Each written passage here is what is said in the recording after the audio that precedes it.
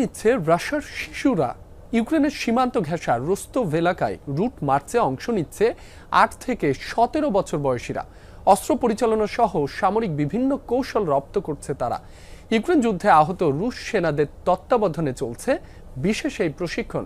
ছোটবেলা থেকেই শিশুদের আত্মবিশ্বাসী আর দেশপ্রেমিক হিসেবে গড়ে তুলতেই এ আয়োজন। জেনেক্সে শিফট করো, লাইফকে লিফট করো।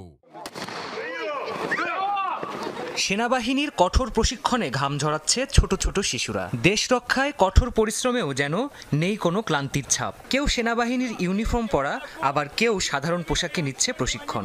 কারো হাতে খেলনা বন্দুক, কেউ বা সত্যিকারের রাইফেল হাতে শত্রু মোকাবেলার কৌশল রপ্ত করছে। সত্যিকারের এ সামরিক প্রশিক্ষণে অংশ নিচ্ছে রাশিয়ার ৮ থেকে ১৭ বছর বয়সী স্কুল পড়ুয়ারা। বুকে পিঠে ভর দিয়ে নদী তীরে জলকাদায় কঠোর প্রশিক্ষণ